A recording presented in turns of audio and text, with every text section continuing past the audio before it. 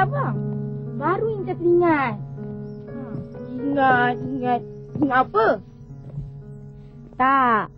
Tadi, dekat sekolah cikgu ada cerita tentang kisah-kisah dalam Al-Quran. Macam-macam cerita dekat dalamnya. Kalau macam tu, bolehlah Intan cerita dengan abang. Alah, itu tak ada masalah. Cuma satu cerita dia yang cikgu tak sempat ceritakan. Sebab masa dah habis. Kisahnya tentang Saidina Umar dengan Al-Quran. Alah, kan esok boleh sambung. Sabarlah sikit. Hai, esok kan cuti. 2 hari buat tu. Lamalah bang. Kalau dah tak sabar sangat, apa kata kita jumpa Ustaz? Kan hari ni kita dah janji dengan Ustaz nak jogging sama-sama. Ya tak iyalah. Jom.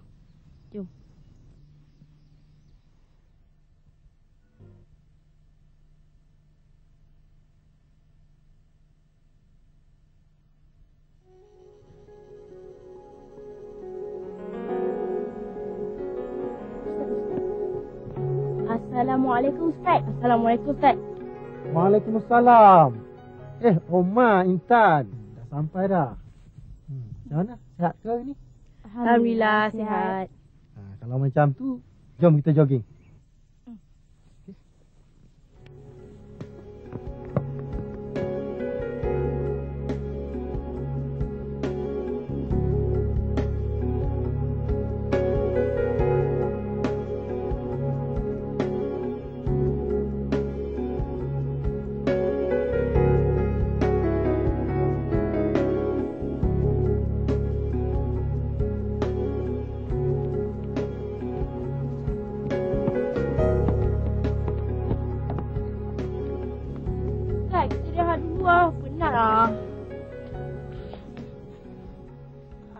Ustaz, tadi dekat sekolah Cikgu Intan ada cerita tentang Saidina Umar dengan Al-Quran. Tapi tak sempat sebab loceng sekolah bunyi. Jadi, boleh tak kalau Ustaz ceritakan? Intan ni, cubalah sabar sikit. Nanti minggu depan Cikgu Intan ceritalah tu. Tak apalah Ustaz. Ustaz cerita je lah. Cepatlah cerita. Okeylah. Jom ke rumah Ustaz dulu. Nanti kat sana Ustaz cerita. Okey juga Ustaz. Lagipun Intan dah harga ni. Okeylah. Jom kita ke rumah Ustaz.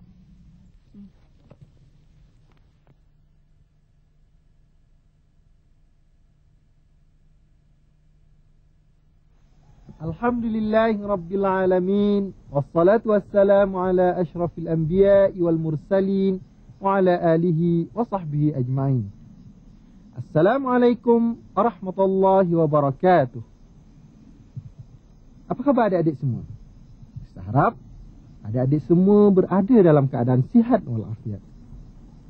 Ustaz yakin adik-adik semua tentunya telah belajar mengaji Al-Quran. Untuk pengetahuan adik-adik, Al-Quran merupakan mukjizat yang teragung yang telah diturunkan oleh Allah kepada Nabi Muhammad sallallahu alaihi wasallam. Di samping menjadi mukjizat yang teragung, Al-Quran juga merupakan kalam Allah yang menjadi panduan dan ikutan bagi seluruh umat manusia di dunia ini.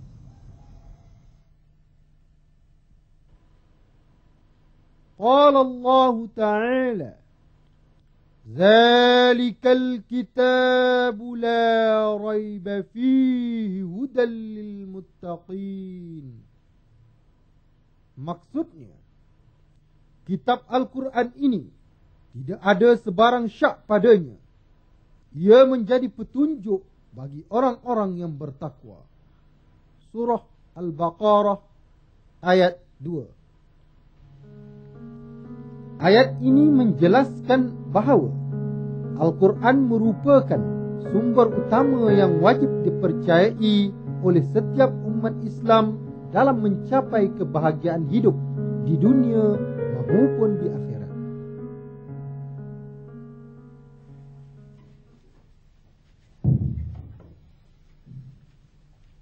Omar, Intan?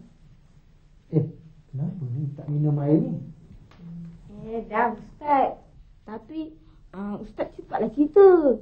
Intan ni, sabarlah sikit. Bagilah Ustaz tu bernafas. Baiklah, Omar, Intan, dengar Ustaz cerita. Macam ni. Semasa Rasulullah mula-mula berdakwah, Rasulullah ni telah ditentang hebat oleh kaumnya sendiri. Dan antara orang yang kuat menentangnya ialah Sayyidina Umar Al-Khattab. Sayyidina Umar ni mempunyai sifat bengis, garang dan juga berani. Garang betul Sayyidina Umar tu, Ustaz? Memang garang. Dia marah betul dengan Rasulullah apabila mengetahui Rasulullah ni telah berjaya sedikit demi sedikit mengislamkan orang Arab pada masa tu. Kemarahannya ni amat memuncak apabila dia mengetahui adiknya sendiri telah memeluk agama Islam secara diam-diam. Apalagi beliau pun terus pulang ke rumahnya. Kenapa pula, Ustaz? Dia ni telah mendengar cakap-cakap orang bahawa adik dia sendiri, Fatimah, dan suami Fatimah tu iaitu Sa'id bin Zaid, tak silap Ustaz, telah memeluk agama Islam secara senyap-senyap. Jadi dia pulang tu untuk mendapatkan kepastian daripada mulut adiknya sendiri yang adiknya tu telah memeluk agama Islam. Lepas tu apa yang berlaku, Ustaz?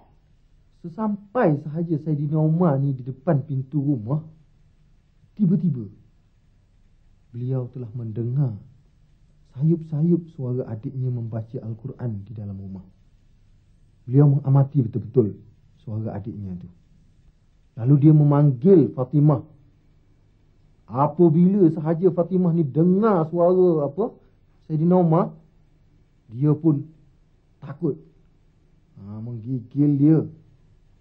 Sebab dia tahu kalau Sayyidina Umar tahu dia memeluk Islam, habislah dia kali ni.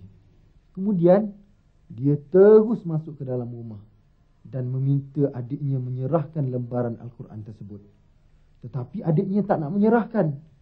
Apa lagi, Sayyidina Umar pun tampar adiknya. Selepas tu adiknya terus memberi apa yang diminta oleh Sayyidina Umar. Sayyidina Umar melihat terlebih dahulu. Kemudian meminta adiknya membaca sekali lagi. Umar tahu. Selepas sahaja dia mendengar adiknya membaca kali kedua, hatinya terus lembut.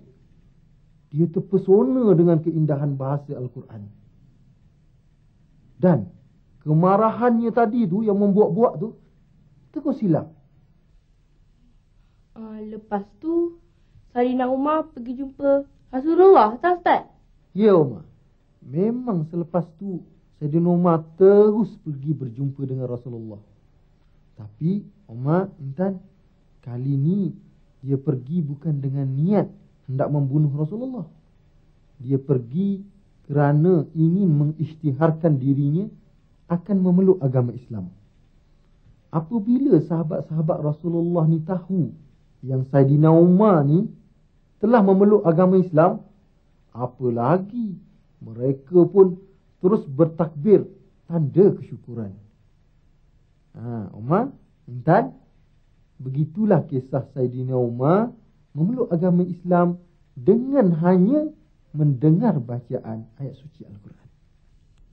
Wah, orang yang garang seperti Sayyidina Umar tu pun boleh lembut hatinya apabila mendengar bacaan ayat Al-Quran.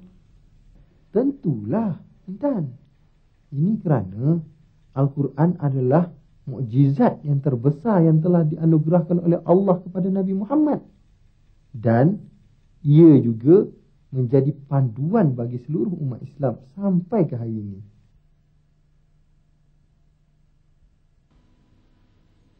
Bismillahirrahmanirrahim.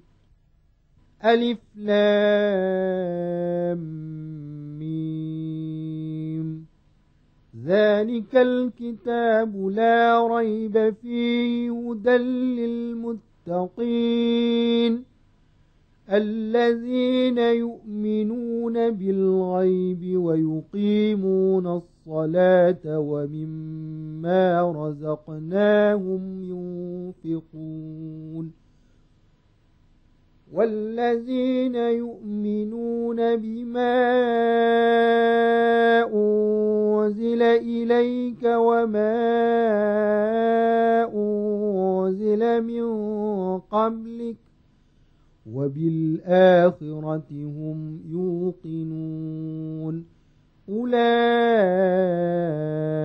على هدى من ربهم وأولئك هم المفلحون.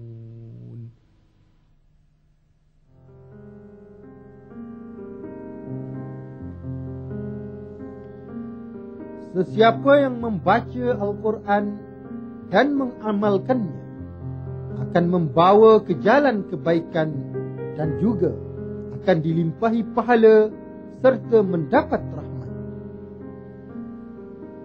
Ini berdasarkan hadis yang diriwayatkan oleh At-Tirmizi. Maksudnya, barang siapa membaca satu huruf dari kitabullah, maka baginya satu kebaikan. Dan satu kebaikan akan dilipat gandakan dengan 10 kali. Aku tidak mengatakan Alif Lam Mim itu satu huruf. Tetapi Alif satu huruf, Lam satu huruf, dan Mim satu huruf. Intan kenal tak namanya Cat Steven ataupun nama Islamnya Yusuf Islam? Pernah, Ustaz. Kenapa? Ni Ustaz nak ceritakan sedikit bagaimana caranya dia memeluk agama Islam. Ustaz, cerita. Beliau merupakan seorang pemimpin dan pendakwah Islam di Britain. Tapi sebelum beliau memeluk agama Islam, beliau ni merupakan seorang penyanyi terkenal di seluruh dunia. Pada suatu hari, abangnya telah menghadiahkan sebuah kitab suci Al-Quran selepas sekembalinya daripada Turki. Setelah beliau membaca dan mengkajinya, beliau mendapati segala permasalahan dan persoalan tentang kehidupan di dunia ini terjawab di dalamnya. Dan seterusnya, beliau terus memeluk agama Islam dan menukarkan namanya kepada nama Yusuf Islam.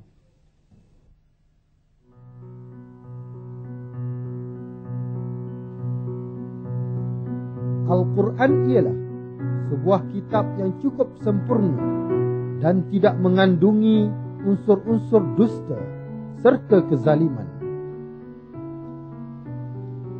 Kandungannya merupakan panduan yang begitu mudah difahami oleh umat manusia. Dan sesiapa yang membacanya akan dikira ibadah dan mendapat pahala dari Allah Subhanahu wa ta'ala.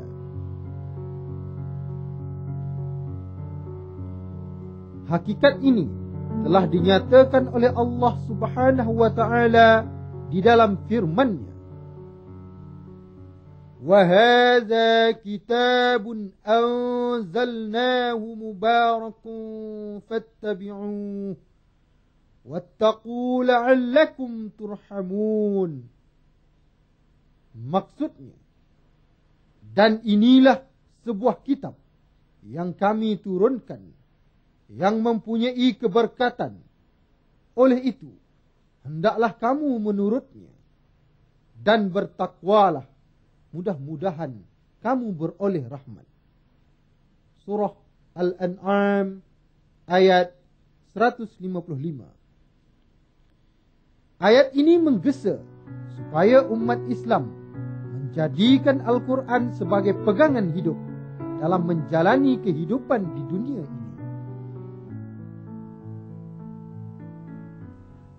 Ustaz, Al-Quran merupakan satu mukjizat yang teragung. Boleh tak Ustaz jelaskan apa dia keistimewaannya? Al-Quran mula-mula diturunkan kepada Nabi Muhammad ialah pada 7 bulan Ramadan. Ketika itu Nabi Muhammad sedang bersendirian di dalam Gua Hira apabila malaikat Jibril alaihissalam telah datang membawa wahyu yang pertama, iaitu surah Al-Alaq. Maknanya sejak peristiwa tu Nabi telah menerima Al-Quran ke Ustaz? Bukan setakat itu sahaja, Intan. Peristiwa tersebut juga telah mengangkat diri Nabi Muhammad SAW menjadi rasul, dan Al-Quran yang diturunkan telah menjadi panduan kepada diri Nabi Muhammad sendiri dan seluruh umat manusia.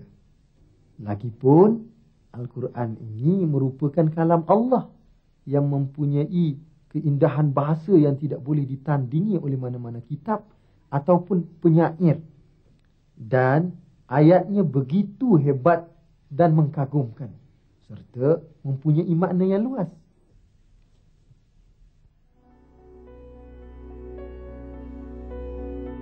Teknologi hari ini semakin meningkat maju sehingga dapat mempamerkan rekaan-rekaan yang canggih dan mengkagumkan. Sungguh pun begitu, para cendekiawan dunia belum lagi dapat menerokai rahsia-rahsia Al-Quran secara menyeluruh hingga ke hari ini. Mereka kehairanan bagaimana Al-Quran yang telah berusia lebih 1400 tahun mengandungi berbagai maklumat dalam semua bidang, termasuklah sains, sejarah, kesihatan, sosial dan berbagai-bagai bidang lagi, sehingga masih terus digunakan hingga ke hari ini sebagai panduan untuk umat manusia.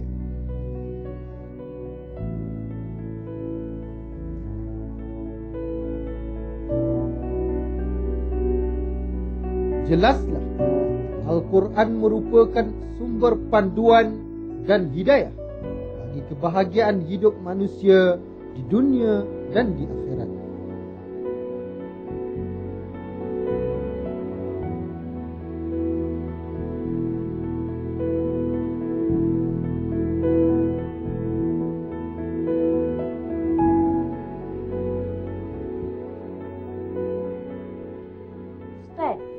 Al-Quran mula diturunkan sejak zaman Nabi Muhammad kan? Maknanya Al-Quran ni dah lama sangat lah. Memang betul tu Intan. Usia Al-Quran memang dah terlalu lama. Tetapi ia sentiasa terpelihara hingga ke akhir zaman. Ustaz, apa yang dimaksudkan dengan Al-Quran akan terpelihara hingga ke akhir zaman? Al-Quran telah berusia 1400 tahun. Namun, ia tidak mengalami sedikit pun perubahan dari sudut makna dan bahasanya sampailah ke hari ini. Ini menunjukkan bahawa Al-Quran itu adalah kalam Allah yang terpelihara hingga ke akhir zaman. Maknanya Al-Quran tidak akan berubah walaupun usianya telah mencecah 1400 tahun. Tepat sekali itu Intan. Al-Quran memang tetap sesuai pada setiap zaman dan tempat. Manakala kitab-kitab lain pula hanya untuk tempoh-tempoh tertentu sahaja. Inilah antara mukjizat-mukjizat Al-Quran. Wah, tak ada buku-buku atau kitab-kitab yang boleh menandingi kehebatan Al-Quran ni, Ustaz. Itulah sebabnya, Omar, Intan, kita sebagai umat Islam perlu selalu membaca, memahami dan mengamalkan apa sahaja yang terkandung di dalam Al-Quran.